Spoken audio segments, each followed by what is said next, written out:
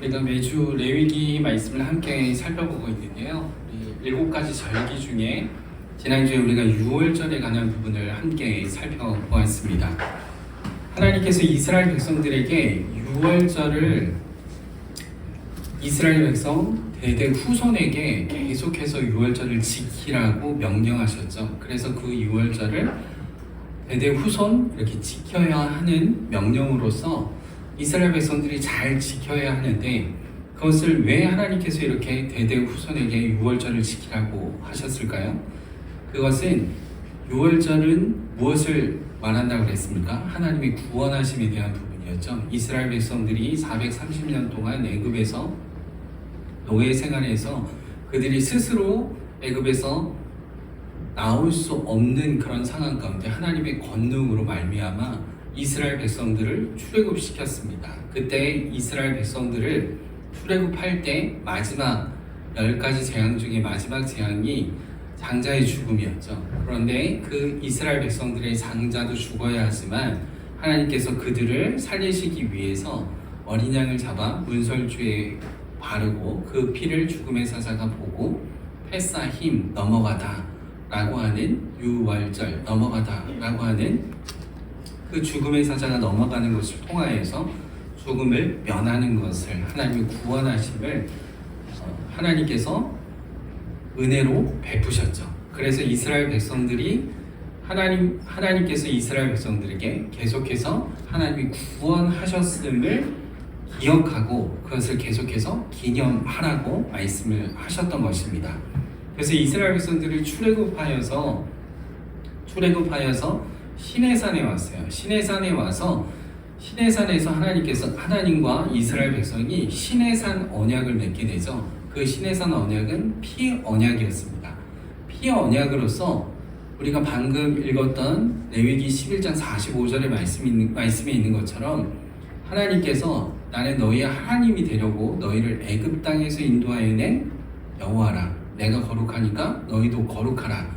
이 말을 정리하면 나는 너희를 나의 백성으로 삼으려고 내가 이 땅으로 인도해 냈다라는 거예요. 그리고 이제부터는 너희는 나의 백성이기 때문에 너희는 나를 섬겨라 라고 하는 부분이었어요. 사랑하는 성도 여러분, 하나님께서 유월절을 계속해서 지키라고 말씀하셨던 것은 이스라엘 백성의 정체성과 본질과 연관되어 있습니다. 그래서 이스라엘 백성이 하나님의 백성으로서 계속해서 대대 후손 유월절을 통하여서 하나님이 우리의 구원자이시며 하나님이 우리의 모든 것 되심을 고백하고 그 유월절을 통하여서 우리는 하나님의 백성이라는 것을 그들이 계속해서 기억해야 했던 것이죠. 그래서 이스라엘 백성들이 유월절을 지키고 그것을 기억해야 했던 이유입니다. 네, 여러분, 이스라엘 백성들이 유월절을 잘 지켰습니까? 잘 지켰어요? 역대하 35장 18절 말씀에 보면 이렇게 말씀하고 있어요. 요시야 왕 때에 유월절을 지켰는데요. 이 요시야 왕 때에 성전을 정결케 하는, 성화시키는 일을 하다가 율법책이 발견되었고 그 율법책이 발견된 속에서 유월절을 지켜야 하는 것을 알게 되었어요. 그래서 이 요시야 왕이 유월절을 지켰는데 역대하 35장 18절 말씀에 이렇게 말하고 있습니다. 선지자 사무엘 이후에 요시야 왕처럼 유월절을 제대로 지킨 때는 없었다 라고 이렇게 말하고 있어요. 그러니까 얼마나 정체성이 무너져 있었는지 알 수 있는 대목이었습니다. 그래서 이스라엘 백성들이 유월절은 시내산 언약과 함께 신약과 연결되는 부분들이 있습니다. 제가 왜 이 말씀을 드리냐면요, 한간에 우리가 인터넷상에 보게 되면 이단들이 유월절을 가지고 엄청나게 고춧가루를 뿌려놨습니다. 지금도 유월절을 지켜야 된다 유월절을 지킴으로 말미암아 구원을 받을 수 있다. 뭐 이런 내용들로 인터넷상에 보면 되게 많이 이단들이 뿌려놨습니다. 여러분, 우리는 지금 유월절을 지켜야 될까요? 말아야 될까요? 지킬 이유가, 하등의 이유가 없지요. 왜 그렇습니까? 구원하시는 그 구원에 대한 부분을 예표로서 어린 양 대신 예수 그리스도께서 구원하실 것에 대한 예표를 구약에서 유월절 어린 양이신 예수 그리스도를 연결시켜서 예수님께서 온 인류의 모든 죄인들을 위하여서 구속하시는, 마치 유월절의 어린 양처럼 예수님께서 피를 흘리시고 그 피를 흘리심으로 말미암아 하나님의 모든 진노와 저주를 받으시고 모든 인류에게 구원을 베푸시는 은혜를 행하셨기 때문에 더 이상 우리는 유월절을 지킬 이유가 없습니다. 오히려 우리는 예수 그리스도를 믿음으로 말미암아 구원에 이르는 것을 우리는 믿고 있죠.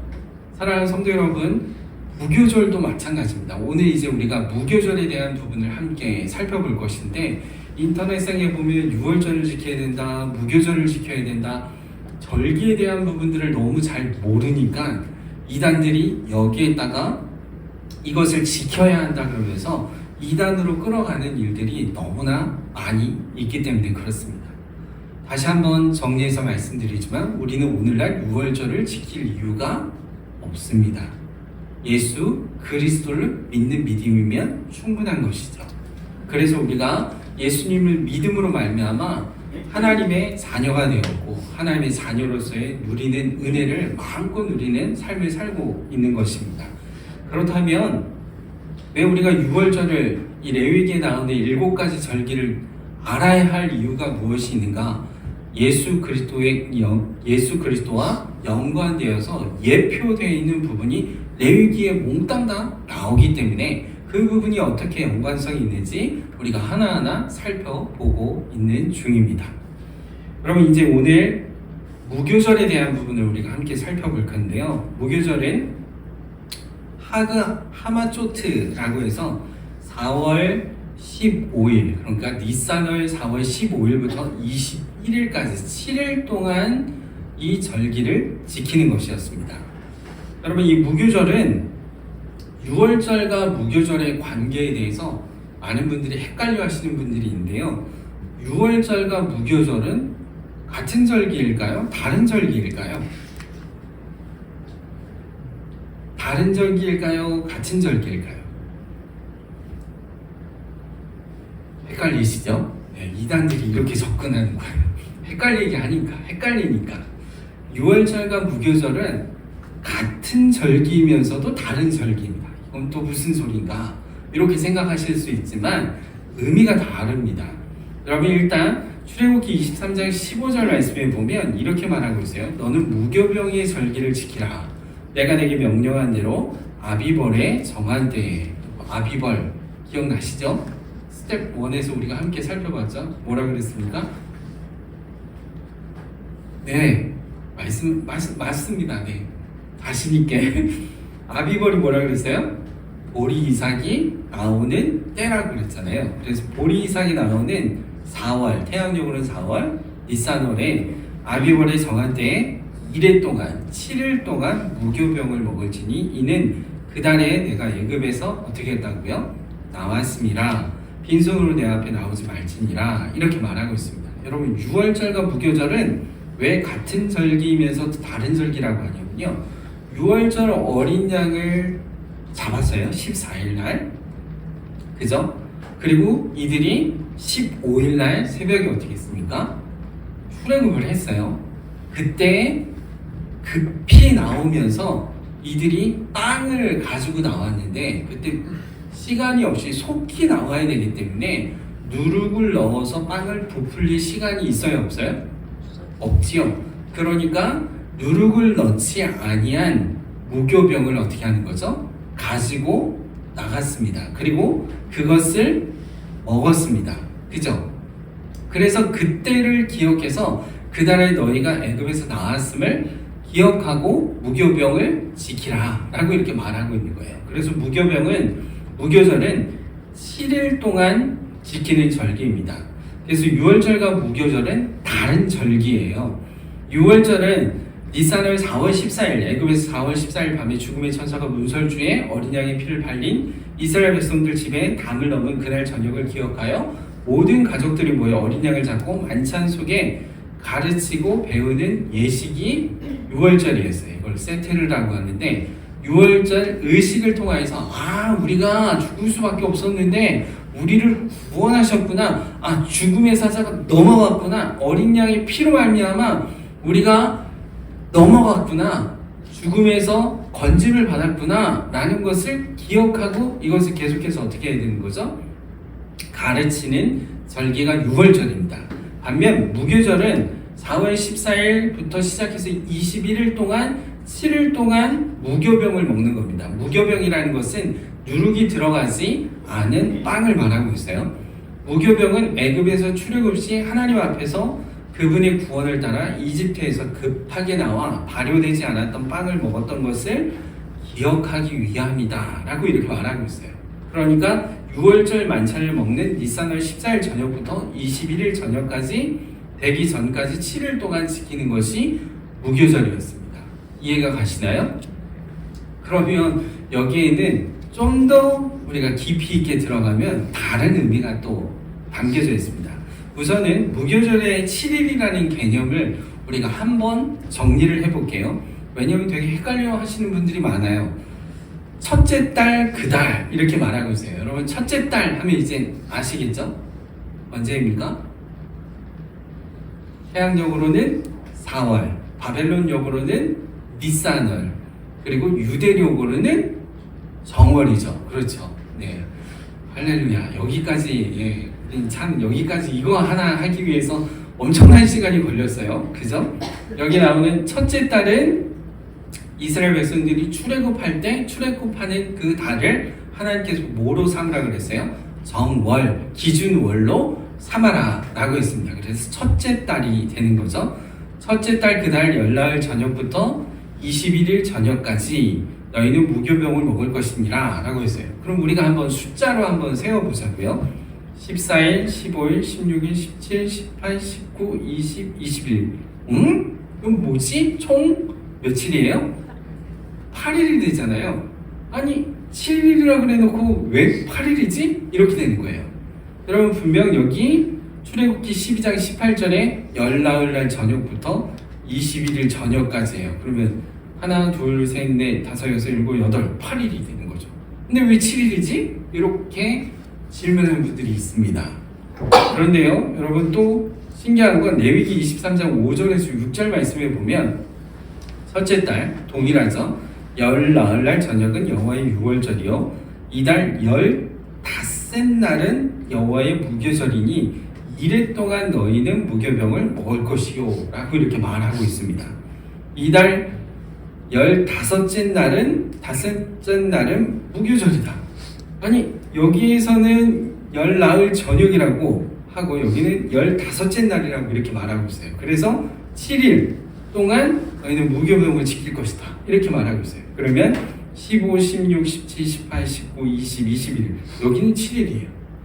그러면 여러분 헷갈리지 않으십니까? 아니 여기서는 8일이라고 그러고 여기는 7일이라고 그러고 아니 성경이 잘못된 건가? 이렇게 생각할 수 있습니다. 그럼 어떤 차이가 있을까요? 집사님이 할렐루야. 우리 집사님이 지난주부터 막 저에게 막 질문도 하셔서 너무 감사하고 너무 좋았습니다. 맞습니다. 정답이에요. 저녁부터입니다. 히브리인들의 하루의 개념은 아침이 아니에요. 저녁입니다. 그렇게 따지면은 우리가 여기 출애굽기 12장 18절 말씀에 있는 것처럼 14일 저녁, 여기 저녁이라고 그랬죠? 저녁부터 21일 저녁까지죠. 14일 저녁부터 25일까지 이렇게 하루가 되겠죠. 그리고 또 이렇게 하루가 되겠죠. 이렇게 하루, 이렇게 하루, 이렇게 하루, 이렇게 하루 하면 며칠이 되는 거죠? 7일이 되는 겁니다. 그리고 여기는 15째 날 그냥 그대로 액면 그대로 15일부터 하면 7일이 되는 것이죠.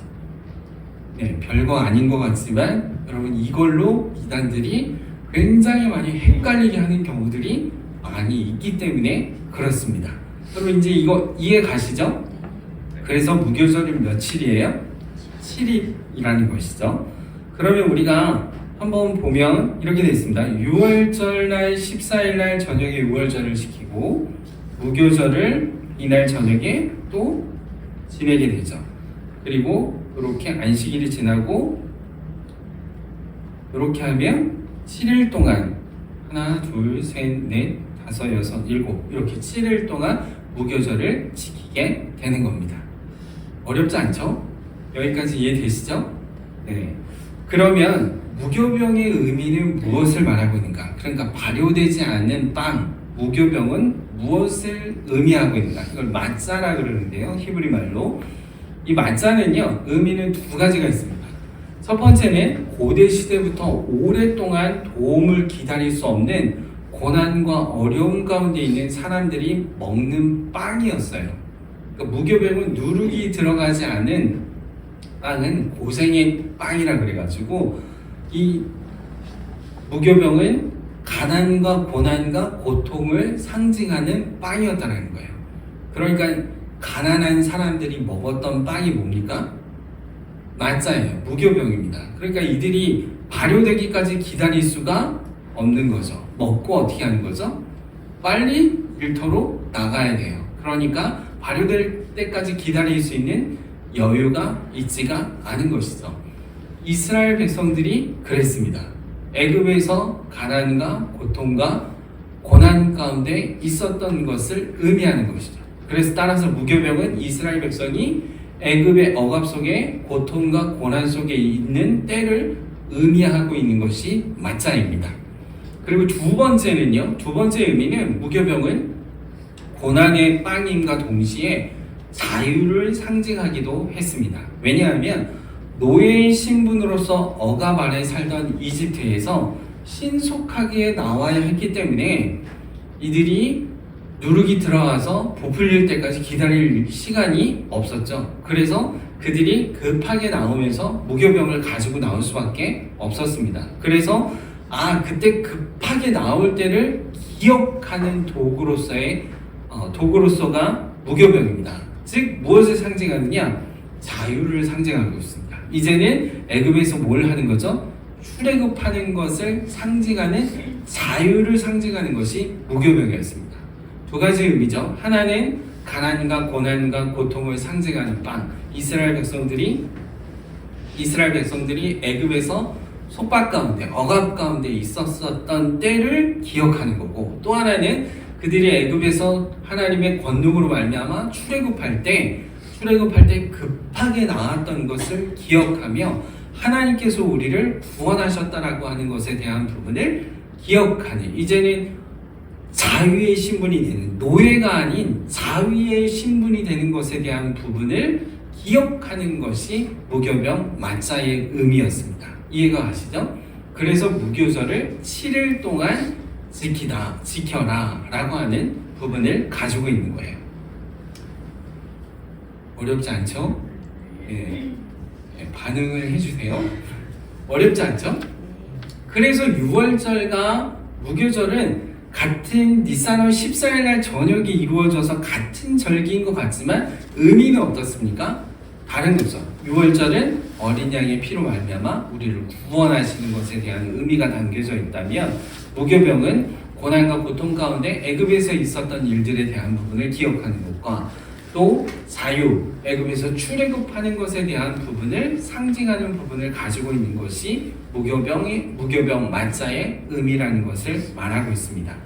그러면 무교병은요 도대체 어떤 것이냐? 크기는 1트파흐라고 해서 약 10cm를 말하고 있습니다. 두께를 말하는데 손바닥 두께 넓이의 빵인데요. 재료는 보리, 밀, 호밀, 귀리 이런 부분들입니다. 여러분 이것만 딱 들어도 어떻죠? 부드러운 빵이 아니죠. 거칠거칠한 빵입니다. 그러니까 여기에 누룩이 들어가지 않았고 잼이나 이런 것들이 섞이지 않았기 때문에 먹기가 상당히 어떤 거죠? 불편한 빵입니다.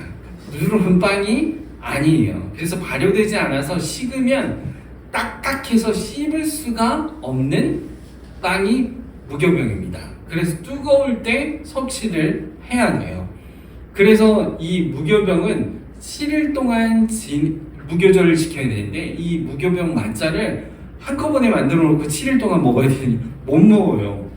이빨이 부러질 수가 있습니다. 너무 딱딱해서. 식으면 딱딱해서 먹을 수가 없는 거죠. 그래서 매일같이 어떻게 해야 되는 거죠?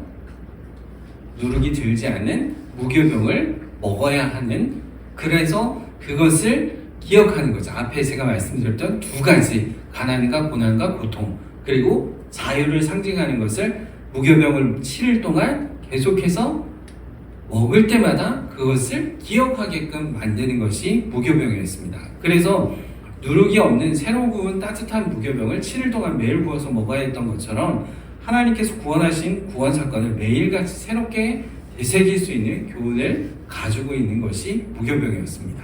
이해 가시죠? 두 번째, 무교병과 누룩의 차이. 그러니까 무교병은 방금 말씀을 드렸지만 누룩에 그러면 왜 누룩을 넣지 말아야 되는가? 누룩이 상징하는 의미는 무엇인가? 누룩을 넣지 못할 만큼 신속히 이집트를 빠져나와야 했던 상황을 토대로 무교병은 부지런함을 상징하고 있습니다. 히브리 관점입니다.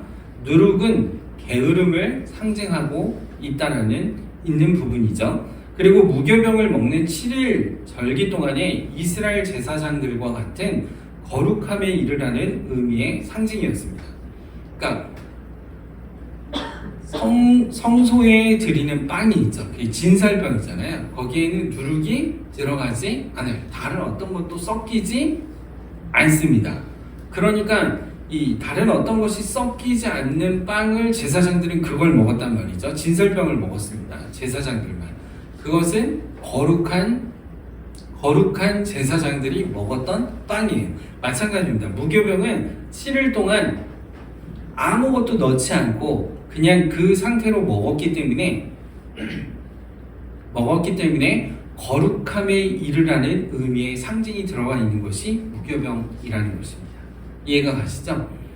자, 그러면 이게 무교절을 7일 동안 특별 제사와 함께 드렸는데 상번제, 그러니까 매일 아침 저녁으로 드리는 1년 된 흠없는 양 한 마리씩 2마리를 드리고요.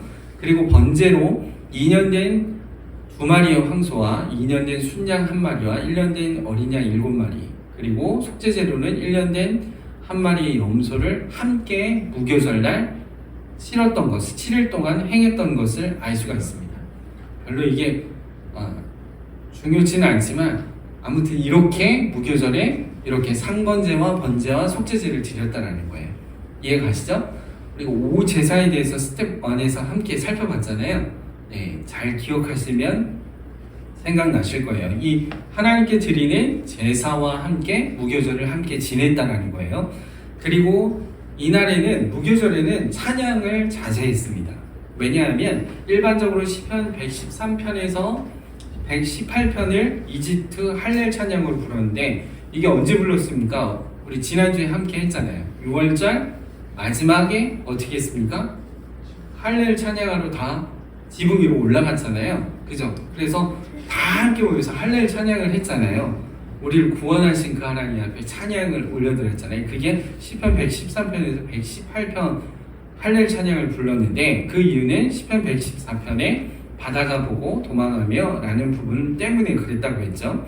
전통적으로 무교절 7번째 날은 홍해를 건넌 날로 기억하여 살아남았던 날로 기억하고 있습니다. 그러니까 무교절 마지막 7일째예요. 그런데 이때 이스라엘 백성들은 홍해 바다를 건넜지만 애굽의 군사들은 어떻게 됐습니까? 이스라엘 백성들을 추격하기 위해서 바로가 어떻게 했습니까? 특별병거 600승과 애굽의 모든 병거를 다 이끌어서 그들을 추격했습니다. 근데 결과는 어떻게 됐어요? 홍해에 다 수장됐잖아요. 그래서 그들이 죽음을 당했습니다. 근데 이 날을 야 우린 살았어 할렐루야 하면서 막 좋아하고 찬양하는 것을 자제했다는 거예요. 왜 그렇습니까? 이집트의 군대가 홍해에 수장되어 죽었는지 제가 오타났네요. 죽었기 때문에 그렇습니다. 비록 적군이지만 그들도 하나님이 창조하신 사람이기에 죽음 앞에 즐거움을 노래할 수 없어서 찬양을 자제했다라는 것입니다. 네, 별로 그렇게 중요하지는 않지만 이제 중요한 부분이 나옵니다. 그렇다면 이 무교병은 예수님과 어떤 관계가 있는가 라고 하는 부분을 우리가 함께 살펴보고 무교병을 마치겠습니다. 무교절을 마치겠습니다. 무교병은 누룩이 들지 않은 빵은 이집트에서 속히 벗어난 것을 기억하게 하는 상징적 도구라고 말씀드렸죠. 이것은 죄에서부터 우리를 풀어내 주신 예수님을 기억하는 상징적 예표이기도 했습니다. 왜냐하면 갈라디아서 5장 1절 말씀에 보면 그리스도께서 우리를 자유롭게 하려고 자유를 주셨으니 그러므로 굳건하게 서서 다시는 종의 멍에를 매지 말라라고 말씀하셨던 것처럼 이스라엘 백성들이 무교병을 먹음으로 이집트에서 애굽에서 속히 나온 자유의 상징을 가지고 있는데 우리도 마찬가지죠. 우리가 죄와 사망의 법 아래에 있었는데 우리를 죄와 사망의 법 아래에서 우리를 해방시켜 주신 분이 누구시죠? 예수 그리스도입니다. 그렇기 때문에 예수님은 우리의 죄에서 우리를 풀어내 주신 예수님이 우리의 구원자이심을 기억해야 하는 것에 대한 부분을 무교병과 예수님과의 관계 속에 상징적으로 드러내고 나타내고 있는 것을 볼 수가 있습니다. 여러분, 제가 이제 절기 7가지를 다 마치면 6월절은 무슨 의미를 가지고 있고 초실절은 무슨 의미를 가지고 있고 오순절은 무슨 의미를 가지고 있고 다 맞춰보면 엄청난 큰 그림이 나오게 됩니다.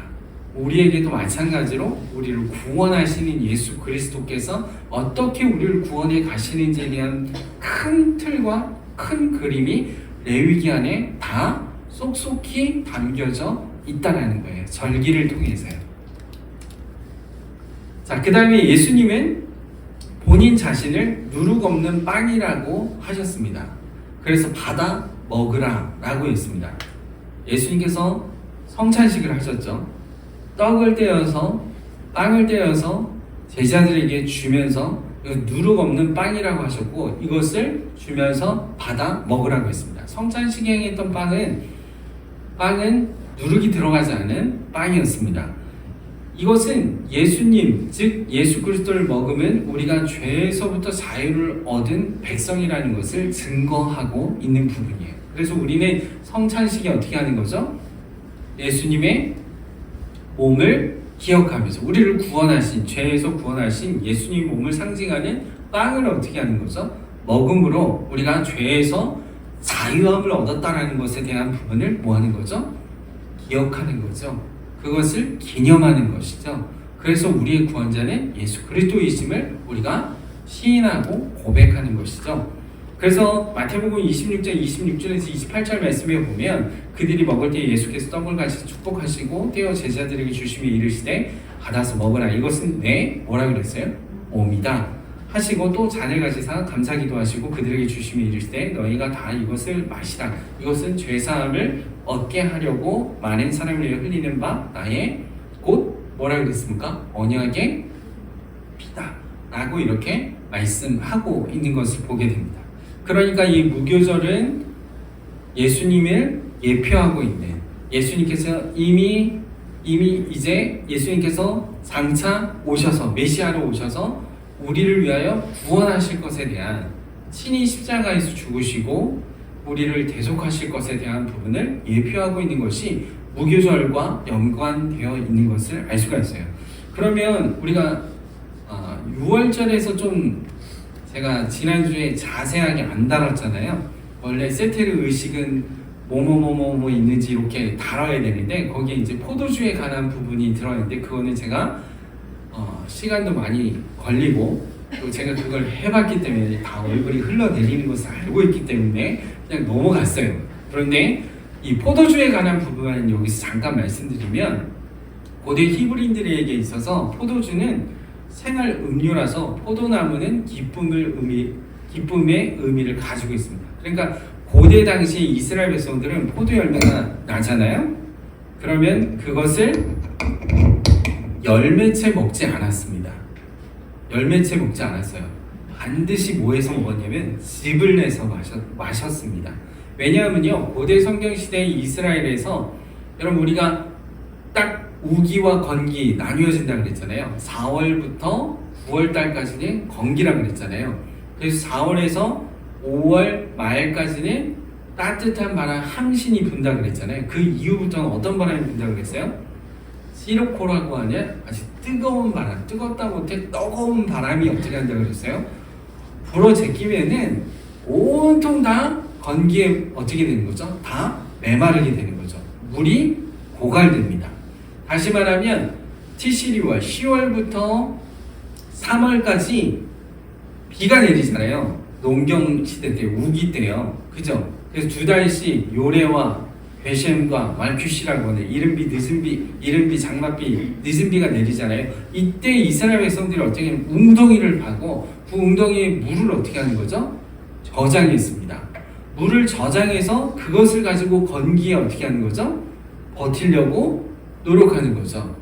그런데 그 웅덩이가 다 건기 때 어떻게 되는 거예요? 시로코 바람을 통해서 다 소진됩니다. 그러면 완전히 어떻게 되는 거죠? 건기 말 한 8월, 9월 이때쯤 가면 그 웅덩이 물도 바닥이 드러나는 거예요. 그러면 마실 물이 없잖아요. 그때 다행히도 감사하게도 그때 뭐가 수확을 할 수 있는 거예요? 포도를 수확할 수 있는 겁니다. 그러니까 포도를 수확해서 그냥 열매채 먹지 않아요. 절대 그렇게 먹지 않습니다. 왜 그래요? 너무 귀하니까 즙을 내는 거예요. 포도즙을 냅니다. 그래서 포도즙을 내 가지고 그 포도즙을 마시는 겁니다. 그래서 그것을 이 포도를 수확하면서 기쁨이 막 충만한 거예요. 이 갈증과 모든 것을 어떻게 하려고요? 해소하려고 그 기쁨을 어떻게 하는 거죠? 기대하는 거죠. 그래서 포도나무는 기쁨을 상징하고 있습니다. 안 기쁘시죠?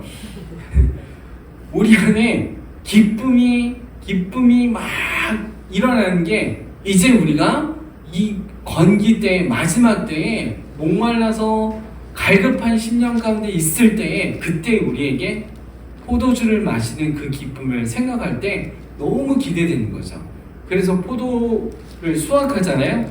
그러면 탁 수확해서 그 포도즙을 감사함으로 함께 기쁨으로 이렇게 마실 때 이 포도주를 그냥 촥 한 컵 마시면 여기서부터 쫙 이렇게 해소가 되면서 어떻겠습니까?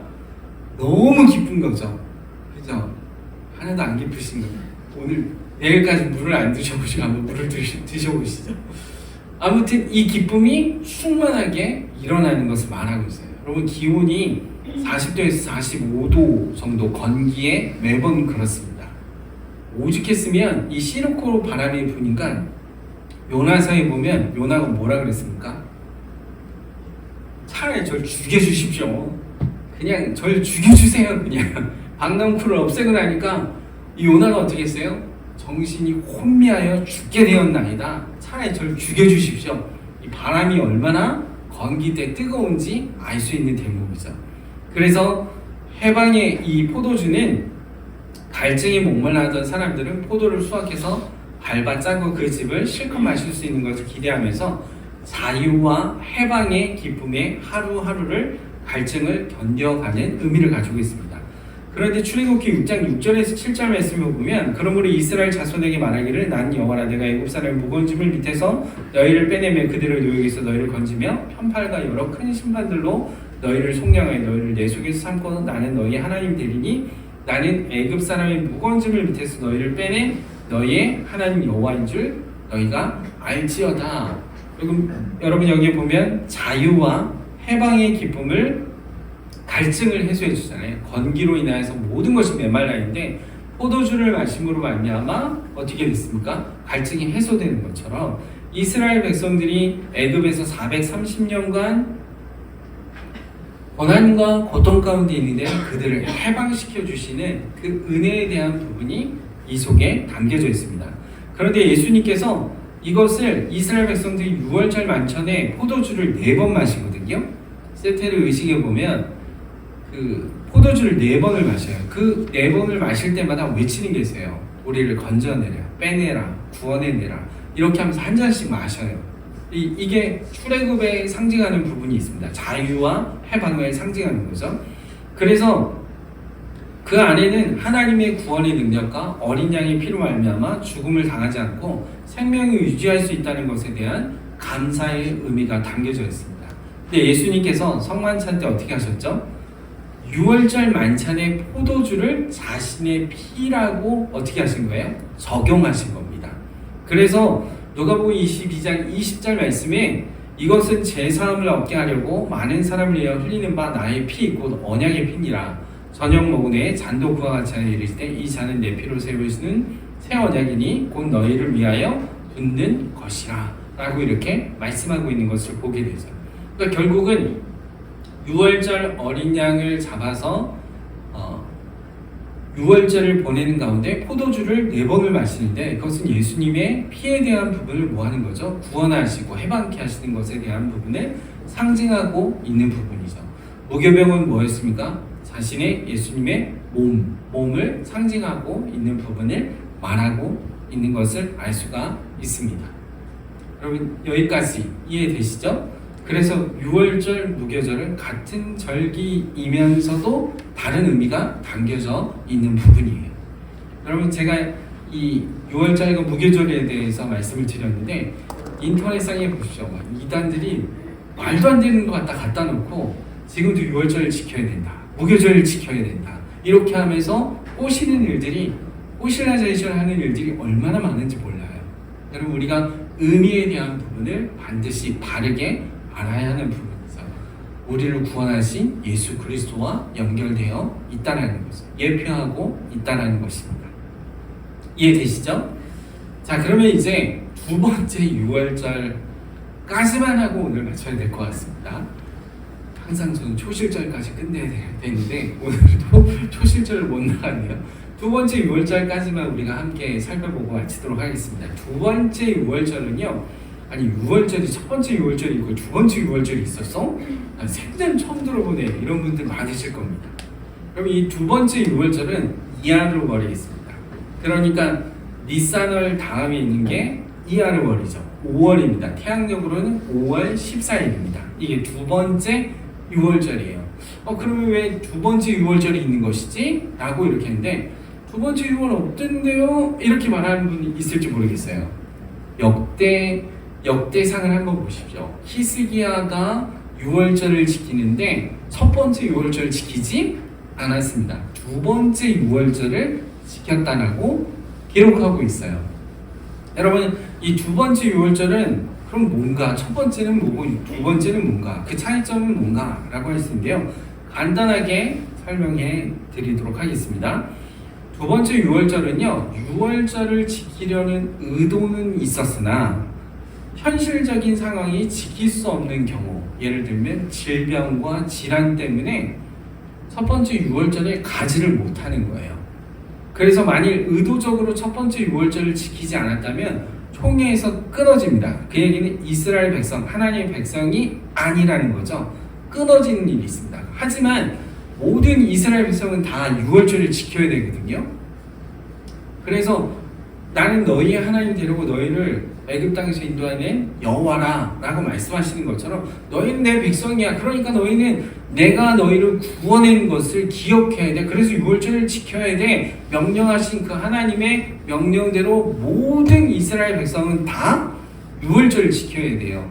그렇지 않으면 총회에서 끊어지는 거예요. 하나님의 백성이 아니게 되는 거죠. 그래서 6월절을 지켜야 되는데 공교롭게도 질병과 질환 때문에 첫 번째 6월절을 지킬 수가 없는 겁니다. 여러분 지난주에 6월절 제가 말씀드릴 때 만약에 갈릴리에 그 6월절을 어디서 지킨다 그랬어요? 이거부터 해야 된다 그랬죠.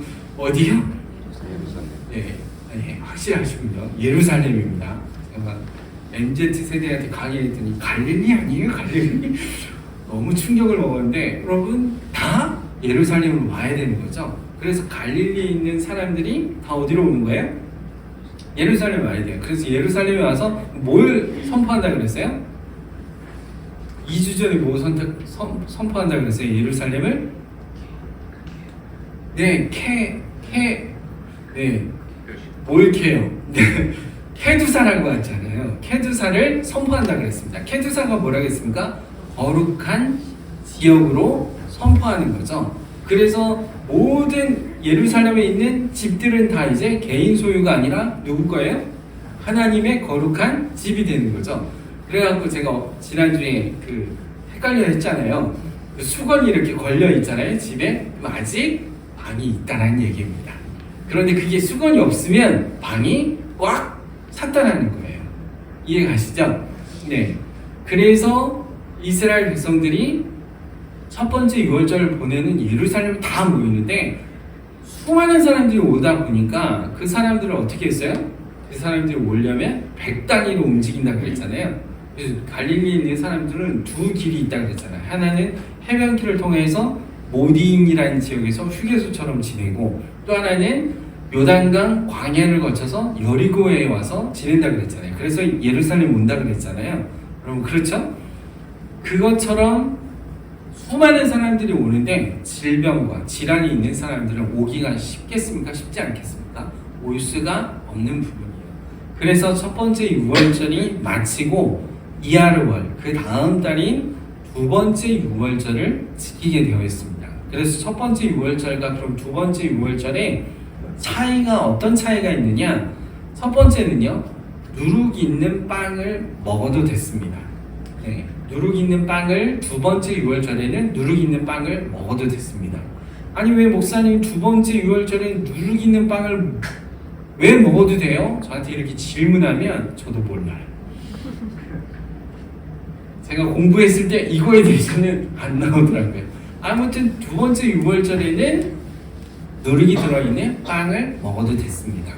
그리고 두 번째는 유월절 만찬 도중 할렐 찬양 있잖아요. 마지막에 지붕이 올라가 그거 안 해도 됐습니다. 예, 그리고 나머지는 다 어떻게 하죠? 세데르 의식을 통하여서 유월절 어린 양을 구운 양을 어떻게 하는 거죠? 양의 고기를 올리브유 한 알만큼은 반드시 먹어야 하는 거죠. 그래서 유월절에 참여하게 되는 것입니다. 그래서 그 참여를 통하여서 나는 하나님의 백성이고 하나님의 거룩한 백성으로서의 삶을 이방인들과 구별된 하나님의 백성이라는 것을 인정하고 그 구원한 날을 기억하는 것이 두 번째 유월절이었습니다. 여러분 여기까지 두 번째 유월절 어렵지 않죠? 네, 이게 전부 다입니다.